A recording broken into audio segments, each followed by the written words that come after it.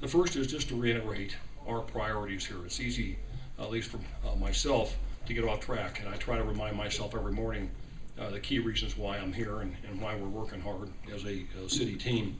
And really three things simply. The first is jobs. Clearly, we need to find more and more ways to stimulate job creation in our community for our fellow citizens. And in that regard, I'm really thankful to know that Kinder Morgan, as you know, has announced that it will be staying in Colorado Springs, keeping an operation here. They have 450 jobs downtown here, and we were at real risk of losing those to Lakewood, where Kinder Morgan has another facility. So I think we should all feel very good about that. I think it speaks volumes about our community, and I spoke with Mr. Kinder, and Kinder Morgan's very, I think, very happy to be continuing in Colorado Springs. So that's a good sign. And so that's the first priority, jobs, and the second is transforming our city government. And the third is to build community.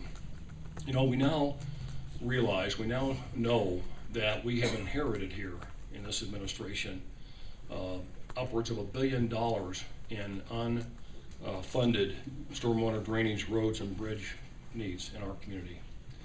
It's been building up over decades, and the day of reckoning is in front of us, ladies and gentlemen. We're simply going to have to deal with the stormwater improvement requirements here, as well as our roads and bridges. You know, I've been told by staff that if we don't begin taking steps to replace our streets and our bridges, we might have to close some bridges in this city. Well, I'm not going to let that happen. It does mean that we're going to have to move even, I think, sooner to priorities-based budgeting, focusing A, on public safety, police and fire, and B, on infrastructure. We should be spending, pick a number, $25 million, Laura Newman, per year, $25 million. I'm referring to Laura Newman, our chief of staff, who is in my office almost daily now talking about this. And so we're going to have to come to grips with a long deferral of capital improvements that are absolutely essential in this community. And we will do that. We'll work with City Council and with the county commissioners, and I'm asking our staff to find more efficiencies in our general fund budget for these next 3 years so that we can contribute more to those needs. I've also sent a letter to City Council, which I hope you received last week, asking City Council to cause Colorado Springs Utilities to find efficiencies within its existing approved rate base and expense budget with which it can contribute substantially to stormwater needs.